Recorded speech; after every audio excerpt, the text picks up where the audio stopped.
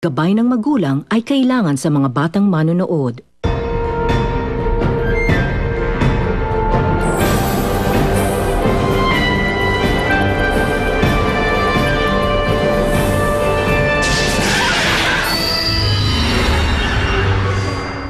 Katuparan nito ng pangarap. Ang inyong pag-isang dibdib ay naganap na. Kayo ngayon ay mag-asawa na. Kung ipagtatapat natin ang katotohanan kay Bagani, malalagay sa panganib ang mga balak ni Amaya. Hindi ako mawawala sa tabi mo hanggang sa gitna ng labanan. Pinalakas mo ang aking loob. Matagal na kitang iniibig, Bagani. Marahil ay hindi sila laan sa isa't isa. Paano? Nag-isang dibdib kami kagabi. Meron nais pumaslang sa akin. Ito na lamang ang tanging paraan upang hindi na sumabak sa labanan ng aking anak.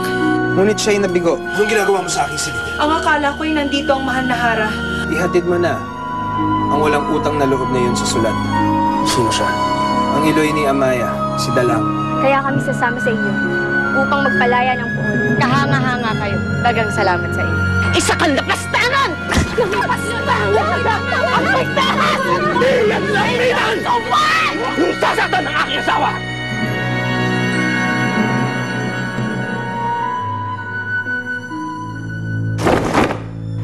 Hindi ka na natakot sa akin. Pinagkaisahan ninyo akong duwa sapagkat nais niyong palabasin na ako ay isang hangal ngayon. Maghanda kayo na paslangin ang Raha sapagkat isusuplong ko sa kanya ang inyong pagtataksil! Sandaling gawin niyo yan, diyan lamitan. Maaaring parusahan si Binayaan.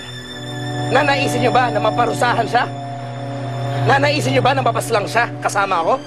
Kung papatawan ng parusa si Bagani ay hindi ako magduduwang isip na samahan ang aking asawa sa kamatayan. Ngayon, diyan lamitan. Magagawa niyo ba bang isuplong kami at ang aming gagawin sa Raha? Ngayong batid ninyo na maaaring mapahamak ang sarili niyong anak. O sadyang, ganun lang talaga kayo kasamang ina. Huwag na kayo manikluhod sa akin. Magsitayo kayo. Dagang salamat sa inyo. Ako'y namamangha sa pambihirang pangyayaring ito. Ngayon lang nagkaisa at nagsanib ang lakas ng mga babae at mga lalaki sa isang digmaan. Tunay na makabuluhan na may salaysay sa susunod nating salinlahi. Ngunit ang lahat ng ito ay hindi magaganap kung hindi sa iisang babae. Binabati kita, Amay. Hindi kaya naging daan upang maganap ang lahat ng ito. Dagang salamat sa iyo, mahal na pusaka. Ngayon ay kasanib na namin kayo. Dayaw, nais kong sabitin mo sa kailang ating mga binabalak.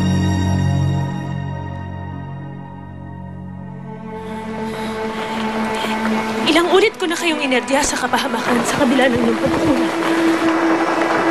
Kaya't utang na loob. Ngayon, higit pa man, kailangan ko kayo pang patunayan sa akin na ako ay tinuturing mo pa rin na.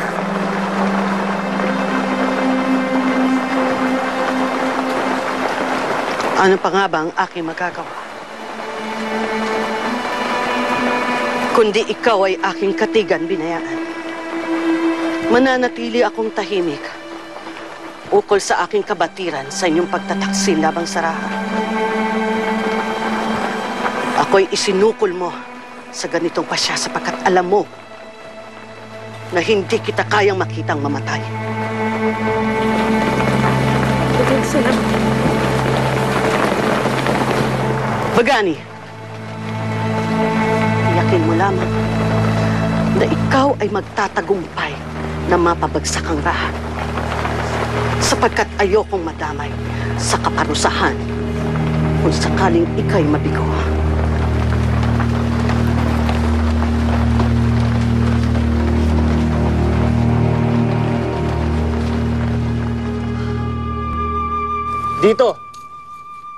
Dito ang tanggulan ng Raha. Matapos tayo sumagupa, ay dito tayo magtutungo upang magdagdagan ng mga pangkat ng ating mga kapanalig. Maliwanag ba? Pakatandaan ninyo ang mga hudyat at ang mga pook kung saan nakatalaga ang inyong pangkat na paglusob. Hindi madaling magapi ang hukbo ng Raha. Ngunit, masusi natin sila na pag-aralan. Kaya kahit papano'y, tayo'y nakakalamang. May nais ba kayong itanong kay Dayaw? Kung gayon, bibigyan ko kayo ng pagkakataon upang magsanay sa huling pagkakataon bago tayo tuluyang lumusob.